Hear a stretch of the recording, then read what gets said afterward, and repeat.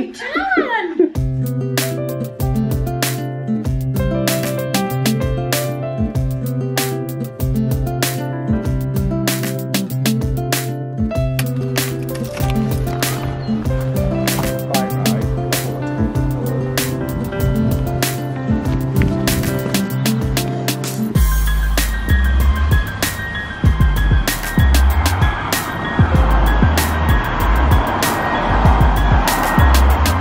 Good morning, welcome to today's vlog.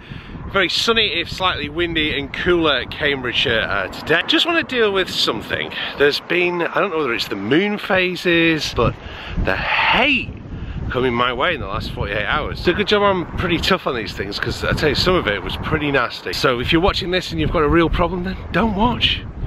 Easy as that. Anyway, Eric had a great question. Had a bit of a thread going, and he asked me, what should I look for in a teacher? Well, Eric, I can only say what I look for in a teacher and what I advise students to look for if they're thinking of either having lessons with me or somebody else. So let's get started. You see, the number one thing I've always looked for in my teachers is someone who can inspire me, someone who can give me something to do, and I just think, I can't wait to get home, get to the practice room and try that out.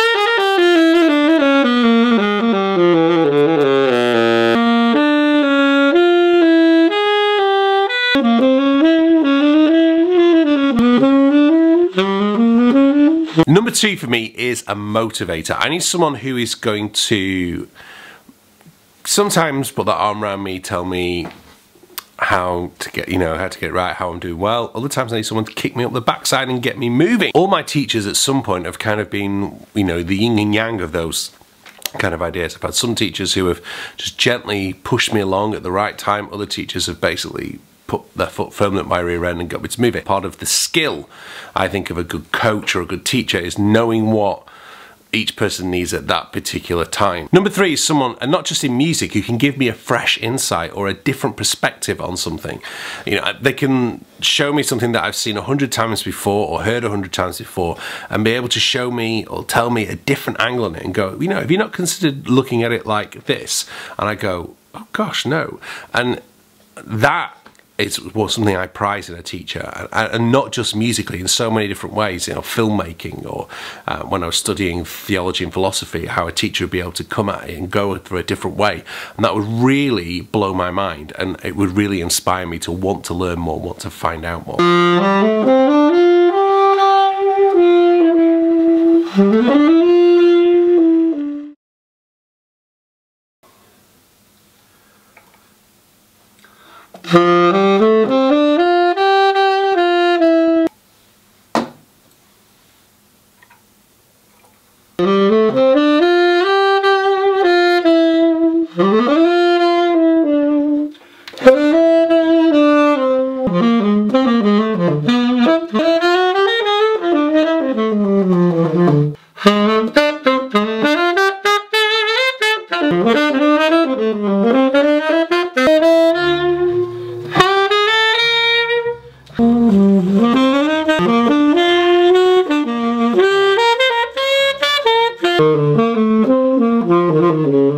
The fourth thing that I look for in a teacher is someone who is walking the walk, not just talking the talk.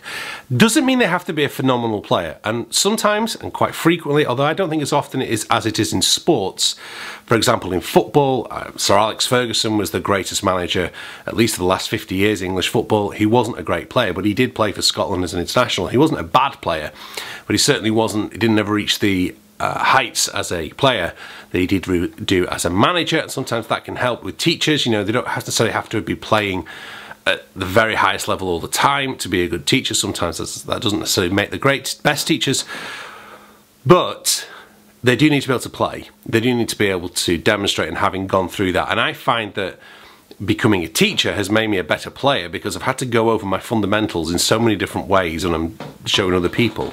And becoming a saxophone teacher has helped me become a better saxophone player, and being a saxophone player has helped me be a saxophone teacher, obviously. I think you've got to have a teacher who shares who is willing to set goals with you, allow you to set your goals, but also shares some of those same goals. So for example, there's no point going to a teacher. I had lessons years ago now with Steve Gregory, who played the Careless Whisper saxophone solo, so I told you about the story here. Now Steve thought Coltrane lost his way after Giant Steps, okay, or sorry, after around about 1959. He didn't like any of the stuff that Coltrane did afterwards. I now get that, now I'm older, but at the time I was like, how can you say that? That's like saxophone blasphemy, a bit like, you know, I said in Giant Steps. You know, I really wanted to do Love Supreme, all that sort of stuff, the late Coltrane stuff.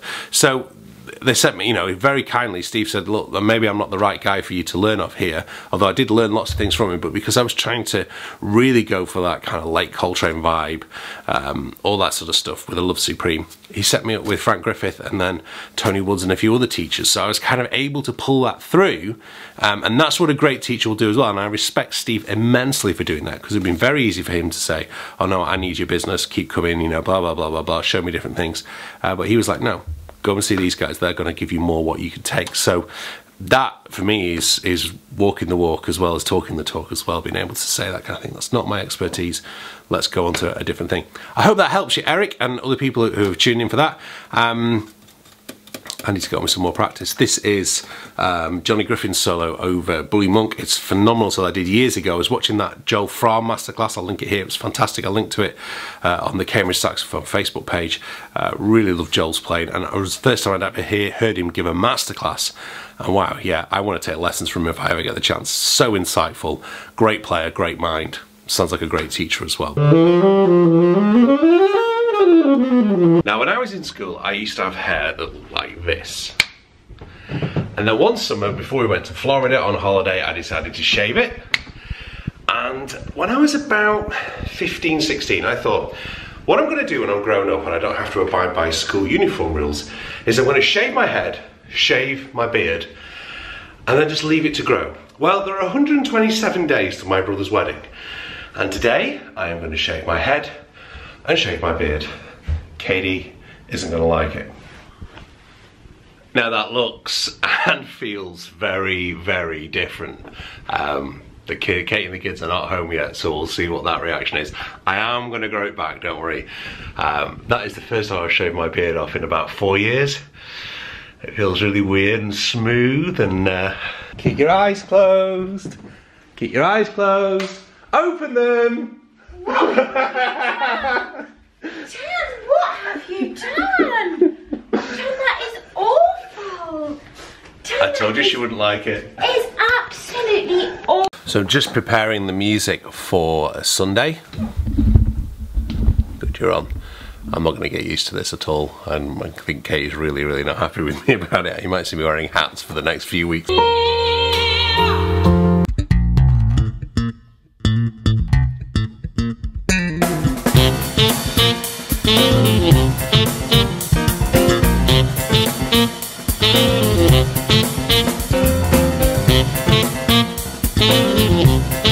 So let's finish off with a few more question and answers.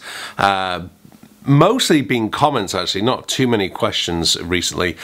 Bill was saying he really found the saxophone strap vlog useful. He's got hold of a Kabula strap, definitely great idea, no endorsement there, literally they did the job for me. Frank has been amazing. He's been talking about how he's coming over to the UK and he's going to come visit Cambridge, hopefully get hold of one of my gigs. By the way, guys, if you're not necessarily enjoying some of the questions that I'm answering in the Q&A, it's always a good idea to send me some better questions, because I'm always up for some good questions. So final question came in via Twitter, and it was about reeds and reed strength.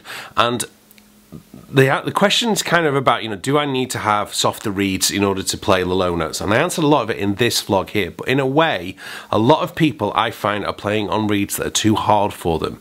There becomes this idea that if you've been playing a certain number of years, you've got to be playing a certain strength of reed. It's down to your mouth shape, down to the mouthpiece, and kind of what you're playing. I've gone down to slightly softer reeds recently in order to get a better sound, and one of the things that's helped has been using the Jazz Lab reflectors, so I'm not blowing too hard.